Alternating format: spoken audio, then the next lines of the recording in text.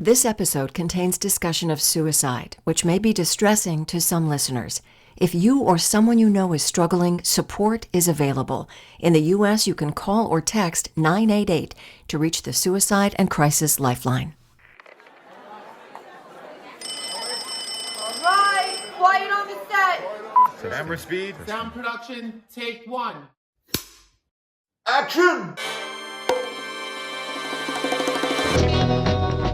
Welcome to From Beneath the Hollywood Sign. If you love old movies, Hollywood history, or the golden age of filmmaking, you've come to the right place. This is the podcast that talks about amazing stories of Tinseltown from another era. Hear fascinating conversations with writer-producer Steve Cubine, who quite literally lives just beneath the Hollywood sign, and actress-writer Nan McNamara. Now your hosts, Steve and Nan. Welcome, everyone, to this week's episode of From Beneath the Hollywood Sign podcast. Hey, Steve. Hi, Nan. 99, ooh. Remember that song? Yeah, I remember that 99 red balloons. Yes. There's lots of 99s in music. Yeah, there's a lot of 99s. And we're just going to leave that right there. We're not going to go on about it. You and I were just chatting about how many amazing books we are diving into. Oh my gosh, I'm so inundated with so many great movie books. Yes, and we'll be talking about those in upcoming episodes. But Lynn's executive producer, who you all met last week, he has a recommendation for us. Lindsay? It's a book called My Lunches with Orson, meaning, of course, Orson Welles, written by... Is there any other Orson, really? Is there any other Orson? Written by Henry Jaglom, the director, who became Welles' sort of confidant, best friend. They would have lunches on a regular basis, and Welles was telling so many stories that Jaglom said, "Do you mind if I start recording these to transcribe them?" And Welles said, "Sure, that's fine." Well, the book is just fascinating because Welles is so, not surprisingly, incredibly intelligent, and he speaks, as I like to say about Nancy sometimes, in proclamations. And Secrets out. He talks so candidly about these icons of Hollywood that every time a new name pops up or a familiar name pops up, I think of you guys, because he makes very derogatory remarks about Laurence Olivier, John Gielgud. Oh, wow. Says that Hitchcock's later works like Rear Window and Vertigo were terrible works. He insults Spencer Tracy. Ingrid Bergman says Humphrey Bogart was a lousy actor. Oh my God. He says he was a movie star, not really an actor. How much Gallo wine had he been tainted upon when he said all of that? And then they also have transcripts as other famous people come over during their lunch to say, "Hey, how you doing?" And at one point, Richard Burton comes over and very politely asks Welles if he can bring Elizabeth Taylor over to say hi to Orson Welles. And Welles very dismissively says something like, "We're having lunch, I'll come by on the way out," and then just ignores him. Wow. So I don't know how much of it's true. Certainly his opinions are his opinions, but one of the most amazing things that I read is that Welles says when Carole Lombard's plane crashed in 1942 outside of Las Vegas, it's because it was shot down by Nazis. I've heard that rumor. I have. I just think that's the most It's a little far-fetched, considering the plane crashed in the United States. How would the Nazis? Well, without that's just it anybody about knowing. Nazis. You can never trust them. Well, that's They're true. always hiding out in That's Vegas. true. Anyway, My Lunch with Orson. Okay. I cannot wait to read it. Great recommendation. Sounds great. So we have a great episode today, and if you're keeping track, it's time for our Star of the Month. Mm-hmm. The name Grant Withers is usually met with blank stares and shrugs these days. But back in the late 20s and early 30s, he was such an in-demand leading man, and he really capitalized on his boyish good looks, his athletic 6'3" frame, his natural charisma, and his effortless acting ability. Mm-hmm. So today, we're going to shed some light onto the life and career of Grant Withers. He's our Star of the Month. He was born January 17th, 1904 in Pueblo, Colorado. Although, when I was doing some research on this, there were some documents that listed his birth year as 1902. I read that too. I guess men wanted to shave a couple years off too. He has a really interesting lineage. His grandfather was the president of the newspaper, the Pueblo Chieftain. Now, he wanted Grant to attend the Naval Academy, but Grant had other plans. He wanted to be in the movies, kind of from the get-go. And who wouldn't want to be in the movies? Right. He ran away to Hollywood. His relatives refused to send him any money while he was awaiting his big break. And so he worked at a number of odd jobs. And let me tell you, these odd jobs he worked at and what happened to him, they're each almost a movie script unto themselves. There's so much drama before he even becomes an actor. First, he worked at the Santa Fe Railroad, and then he was a police reporter where he was fired after 2 weeks on the job when the editor learned he didn't know how to use a typewriter. Kind of an important thing when you're back in the day. There's been a couple of reports that he worked there for 2 weeks. There's other reports that say he worked there for 18 months. But regardless, he got fired because he didn't know how to type. His first reporting assignment was on the funeral of actor Wallace Reed, who we covered in our episode on drug abuse. He was also a fire warden in Sierra Madre, where his job was to make sure that hikers didn't start any fires. He drove LA police riot squad cars, where he was seriously injured when he hit another car and was hospitalized for 3 months. He then became a fireman, but during a factory fire, he was nearly killed when he fell through a skylight and molten glass burned his body. He was rescued by his fellow firemen, and once again, he was hospitalized for 3 months. See what I mean about the drama? It's already, he's not even an actor. These jobs are not for him. Yeah, right. Well, sometime in 1923, when Withers was only 18, he met Inez Ellis, who we found out in our research also went by the name Betty Vernon, which was her stage name, although we weren't able to find much at all. Yeah, nothing. Betty Vernon. She was a department store cashier. They were married in 1923, but the marriage was short-lived. She filed for divorce in 1925, charging that Withers deserted her. And she identified in her filing 2 other women that he was involved with. Oh, Grant. Someone named Patricia Collins and someone just named Janice, no last name. The marriage between Inez and Withers was eventually annulled, but they did have a child together, Robert, and that's going to come into play a number of times in the courts. Well, according to the publicity machine at 20th Century Fox, Withers' big break in movies came when a friend who worked at the studio told him to come by on his day off and he'd put him to work. So he did. The story goes that Withers was ushered into the set, which looked like this grand hotel lobby, and they handed him a suitcase and told him to sit on it. And so he sat on it all day, and when the day's shooting was over, he received a check for $15 plus lunch money. He figured that was a lot better than the other jobs he had, so he decided to concentrate on an acting career. Yeah. Probably a smart decision since he nearly died in all his other endeavors. Yes. Well, whether this story about the suitcase is true or not, beginner's luck got him cast in several silent pictures. His first credited role was in The Gentle Cyclone, 1926, starring with the prominent B-Western star Buck Jones. He followed that up with In a Moment of Temptation, which is kind of how his life was. Yeah, I was going to say, apropos. From 1927 with Charlotte Stevens. Tilly's Punctured Romance, what 1928. A great title. Tilly's Punctured Romance. I've never seen that, but it's with W.C. Fields. Yeah. So. As well as Bringing Up Father, 1928 with Marie Dressler. He made the transition to talkies really easily and was soon cast as leads in forgettable titles like The Greyhound Limited, 1929, and Sinner's Holiday, 1930, which also featured a yet famous James Cagney and Joan Blondell. Well, the camera loved Withers, and so did the women. Oh, yeah, they did.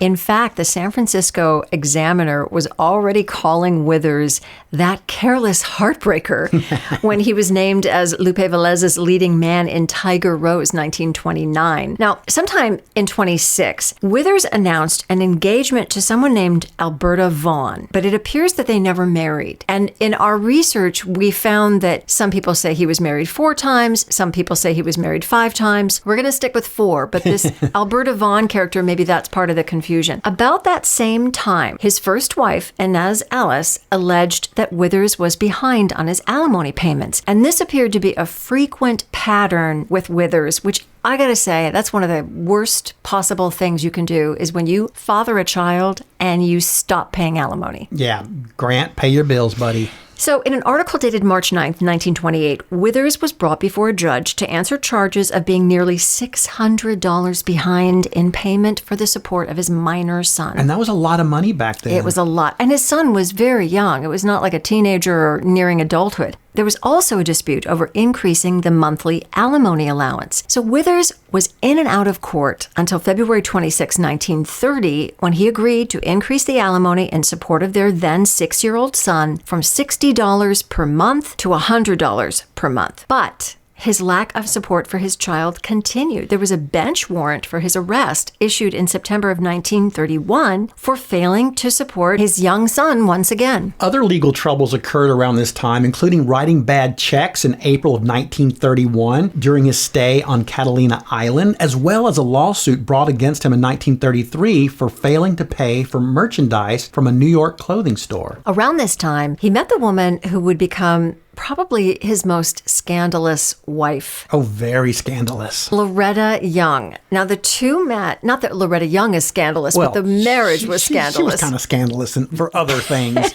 The two met while filming The Second Floor Mystery, 1930, and Loretta Young became smitten with her leading man, as was wont to happen, and despite having just turned 17 years old, the young couple became engaged in September of 1920 and eloped to Yuma, Arizona, and were married on January 26, 1930. When they returned to Los Angeles the next day, Young's mother was waiting for them at the airport, and she was not happy.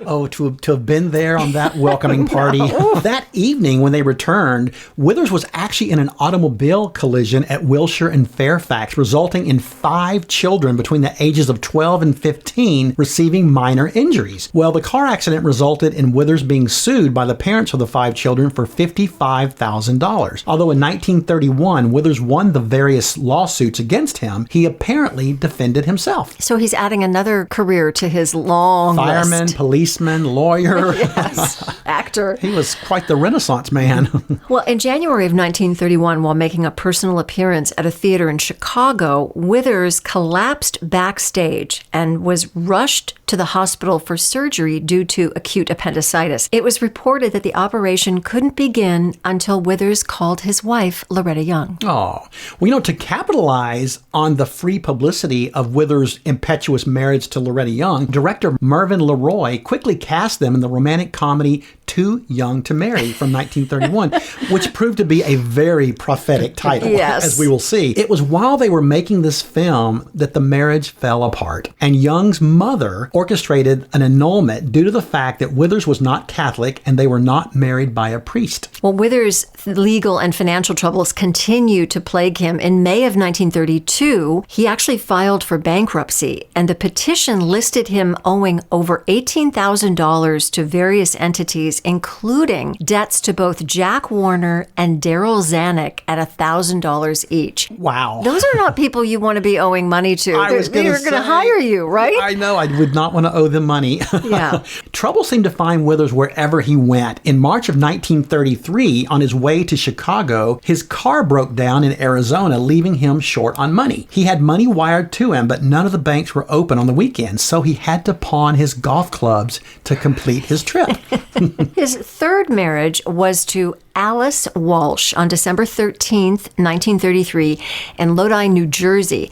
Walsh was a Cleveland socialite, heiress, and aviatrix. I love that word. I do too. Such a sexy word. But isn't it interesting that she flew planes and she was this socialite? Heiress. She had attended the Chicago World's Fair with her mother and met Withers at a Hollywood exhibition he was in charge of there. She asked for his autograph, and that was the beginning of their romance. In April of 1934, Alice left Hollywood on a business trip to Cleveland. She becomes gravely ill with the flu. So Withers flies from Hollywood to be by her side and then took her back to California to convalesce in Malibu over the summer, where they had rented a home for the summer. According to the newspaper, the Los Angeles Citizen, by the end of that summer, the owner of the Malibu rental took Grant and his wife to small claims court, charging they broke dishes, damaged furniture, and lost linen. Wow, So Grant, that is shady. Was that the start of their marriage perhaps falling apart, or were they just wild and crazy kids? I know. Maybe they were just wild and threw great parties. Yeah. That is insane. Yeah. Well, before we get into the career highs that he had during this personally tumultuous time, I think it's time for this week's Hollywood Pop Quiz. And our pop quiz question today is, of course, Grant Withers was pretty well known for appearing in the movie serials Mr. Wong. And in the series, he plays opposite Boris Karloff, who plays Mr. Wong inappropriately. Right. You know, of course, He's Boris not Asian. Karloff was not Asian. Yeah. Well, in the sixth and final film in the series, they finally cast a Chinese actor in the role of Mr. Wong. Who was that actor? I love that question. We'll be right back with the answer and more about Grant Withers after this. Steve and Ann will be right back, but first another stop on the Hollywood tour. And this one's pretty far outside Hollywood. You heard Yuma, Arizona mentioned earlier in the show. Well, believe it or not, quite a few movies have shot there in southwestern Arizona. Scenes from 1942's Casablanca, 1948's Treasure of the Sierra Madre both used Yuma as a location.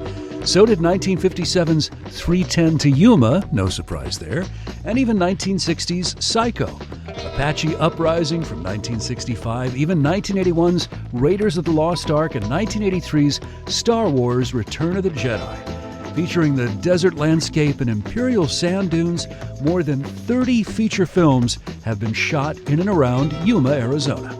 And now back to Steve and Ann from Beneath the Hollywood Sign. Welcome back, everybody. Before we get further into the life and very tumultuous career of Grant Withers, we're going to give a shout out to our listener of the week. And this week we are honoring Donna Sonderman. And actually, Donna is an old friend of mine from Tennessee. I've known her forever. She's been such a loyal and wonderful supporter of this podcast. She likes, she shares, she recommends.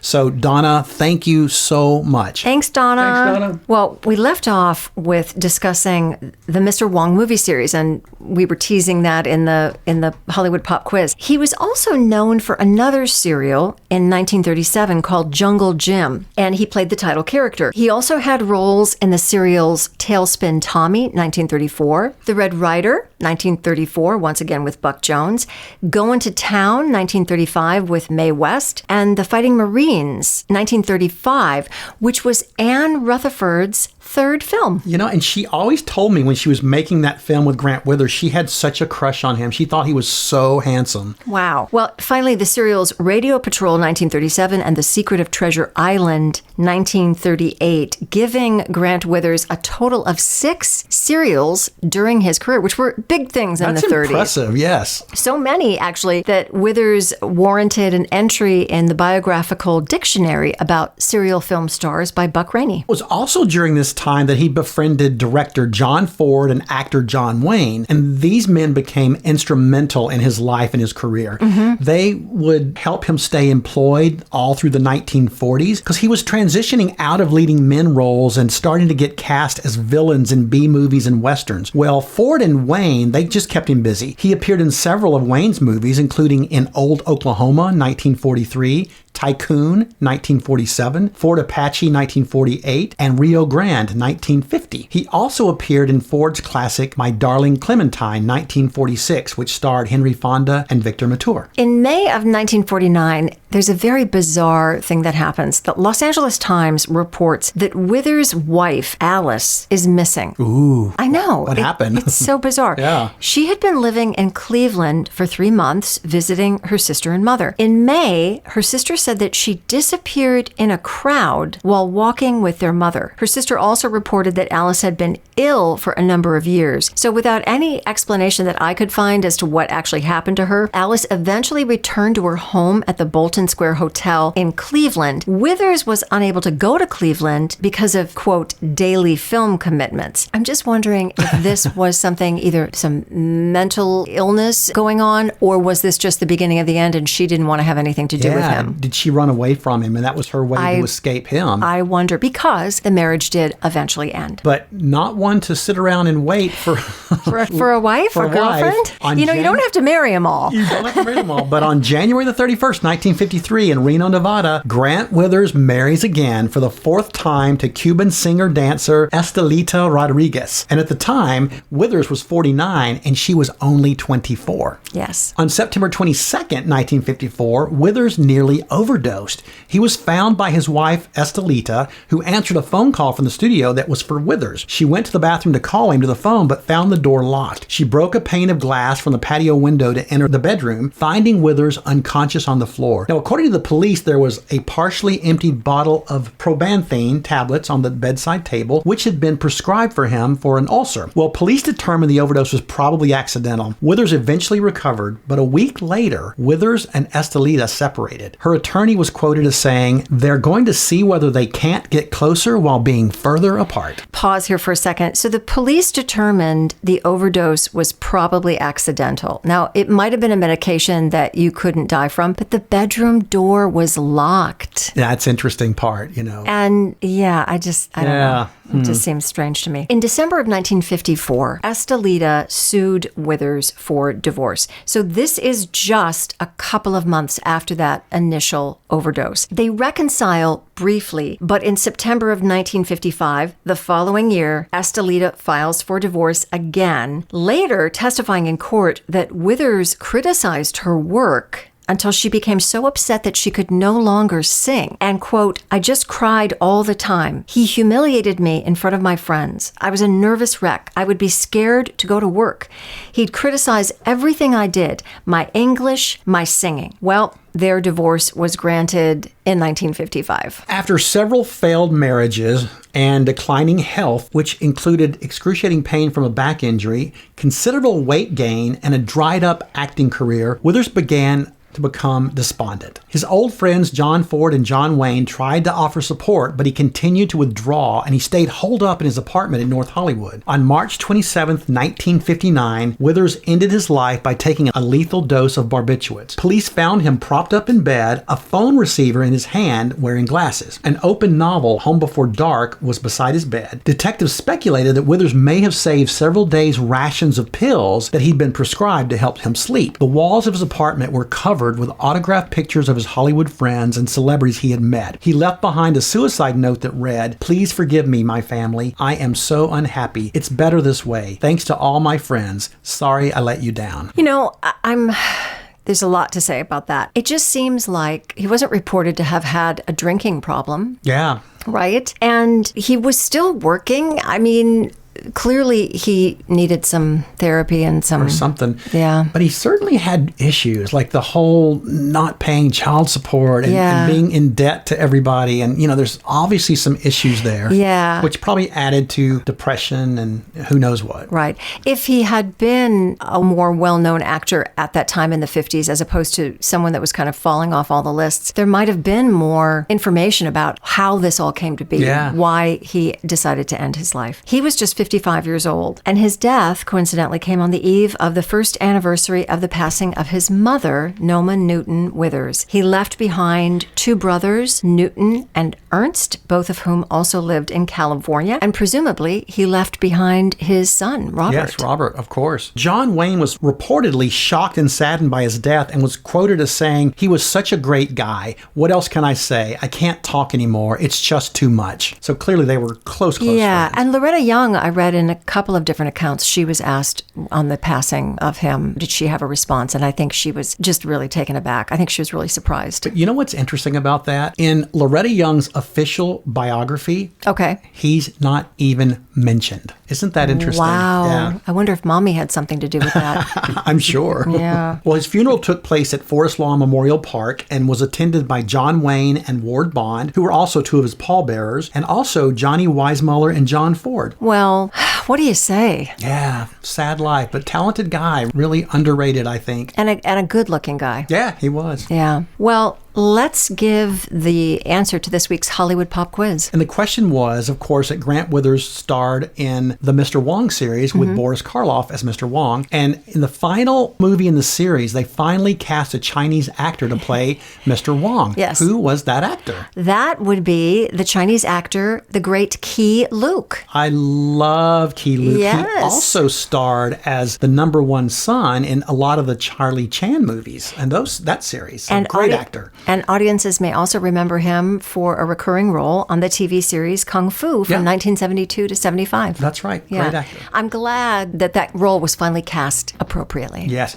Well, you can say the same thing about the Charlie Chan movies. Yes. They always cast Sidney Toler and non-Asian men as Charlie Chan. So I'm glad we're getting a little better about that. We're a little better, at least about that. Yeah. Well, thanks everybody for spending this time with us. We hope you're going to join us next week with episode number 100. 100. Yeah, and we have a really exciting guest, so we hope Did we you'll mention join us. that? A good guest coming? Well, maybe once or twice. We'd love it if wherever you listen to this podcast, you would give us a 5-star review. Please follow us also on social media. Our handle is @FromBeneathTheHollywoodSign. You can find us on Facebook and Instagram. You can also watch the podcast on YouTube, and if you do, please give us a thumbs up and subscribe. And you can email us at info@FromBeneathTheHollywoodSign.com. That's this week's view. From Beneath the Hollywood Sign. You've been listening to From Beneath the Hollywood Sign with Steve Cubine and Ann McNamara, the podcast that celebrates amazing stories of Tinseltown from its golden era. Join us next week for another episode and learn something else about Hollywood you probably never knew. Take a moment and give us a 5-star rating and a positive review, and tell your friends about us too. It'll help grow the podcast. Visit Steve's website at FromBeneathTheHollywoodSign.com. The executive producers are Steve Cubine and Nan McNamara. Executive producer and post-production supervisor Lindsay Schnebley. Associate producer and researcher John Price Ritchie. This podcast is part of the Airwave Media Podcast Network. Visit airwavemedia.com to listen and subscribe to their other fine shows like The Box of Oddities and The Shallow End with Schnebley and Toth. Copyright 2025. All rights reserved. That's a wrap.